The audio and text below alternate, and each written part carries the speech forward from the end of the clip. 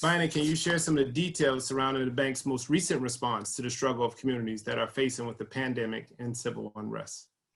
But when it came down to the pandemic, so first of all, I'm a mother and a wife. So when we went home to shelter in place, I realized how it affected me. And then I thought about who else it was affecting, whether you are an essential worker or a school teacher, that all of my friends, family, and my community and entrepreneurs, through no fault of our own, were going to be impacted around this pandemic in ways that we could not imagine. Now, I'll be honest, I was pretty naive. I thought 60 days, and we'll be back to what we used to call normal.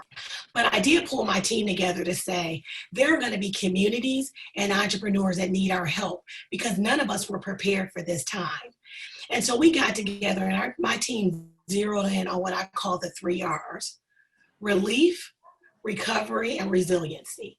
What can we do to provide emergency relief right now for families and small businesses so they could pivot? And then we also thought about what will it take to recover?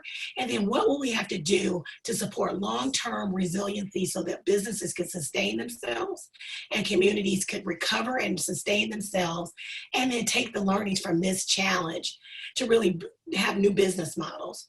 So we immediately put out almost $9 million in additional funding. So we maintained our regular funding and added another $9 million focused on providing emergency relief, food insecurity, for businesses to pivot and provide PPE equipment to essential workers. Then we talked about recovery. What will we need to do to provide recovery, whether it's a PPP loan or additional resources so that you could pivot and provide support and services in this new pandemic? And then resiliency. What do we have to do differently going forward? So if you were a small business that really thrived on that face-to-face and that customer contact, you had to change your business model. And that took long-term investments. We also did one other thing that I think was really critical, and my friends told me that it was really priceless. We changed the timing of our funding. We went from a 2 to 3 month grant process where you would apply and 2 or 3 months later you get your funding. We changed that and really reduced the time from 2 to 3 months to 2 to 3 weeks, because we knew that emergency meant just that, an emergency. And so what do we have to do around our business model to get the funding out the door so families and communities and businesses could get the help they needed?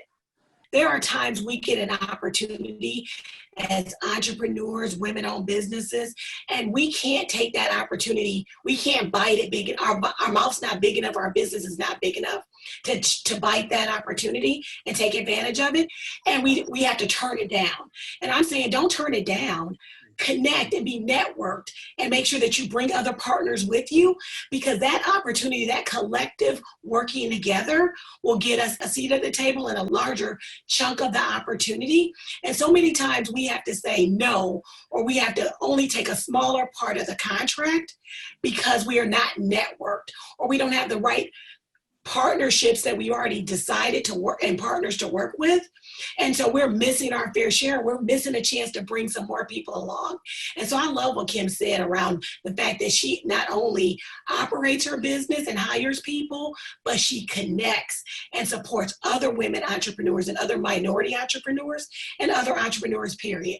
There is joy and opportunity and collaboration and creating those ventures where you create a separate company to go after a piece of business where you and another business have the skills to get a bigger piece of the opportunity. And I don't see that enough. And I'm encouraging us, we have the fastest start in so many businesses, but we're relegated to small revenues and lower opportunity, that we should be always looking for those businesses that complement us so that we can go after bigger opportunity, because otherwise we're leaving it on the table for somebody else. So one of the things we did in, I think, late 18 and started, and it's been pretty significant, is we stopped using our corporate booth and our visibility at conferences and everything else, and start talking to our partners and saying, how can we showcase you?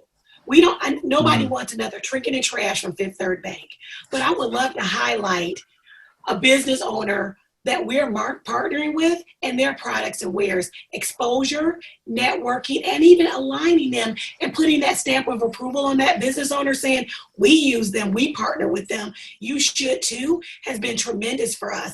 And we just moved ourselves out of the way and started to put in the forefront our business owners that we either bank, buy from, and our suppliers, and it's been tremendous. And we have one that I think even banks with, has used Arian Capital and through the Fearless Fund, Arian's company, and they have gone from a small business to a very significant business with that networking. And I think they just are signing a contract with Walmart. And all we did was expose them. They had the goods, they had the tools, but it's about us doing something different. And so I agree with Kim. We as corporations, because I do represent the corporate side, we have to do what we need to do. We have to be fearless in the room, give people a chance, and be innovative and creative around how we expose the people that we bank with, that we do business with, to others so that they can grow. Love that you bank with us and love that you supply to us, but how much bigger and better can we make you? As a financial institution and as a Black woman, we realized that there was a bigger opportunity to provide resources to a demographic that we are passionate about. And so I met with Stephen and Connie and talked about what can we do unapologetically to support Black female women-owned businesses. And this is the solution that we came up with, was to provide some grants and the tools. That Main Street program was outstanding, where it provided all of the technical assistance and resources that you needed to support your business and pivot. As Kim said, there's power in the pivot. And to provide those resources and real dollars in communities. And then the work that they launched around the Fearless Fund, Arian and her business partner, I've been a fangirling over for years saying, how do I get involved? What can we do as Fifth Third? And Stephen said, I work with them at LISC and I will connect you. And so that's how this all happened. Network and net worth all came about a part of this as we connected. And so we're really excited to announce this $1.2 million initial investment, because I feel like the women on this phone are gonna show up and engage, and then we're gonna identify way more than the initial fund. And I am up for the challenge. So you have my commitment already. When we get done, if there's more resources that are needed, I'm gonna do it.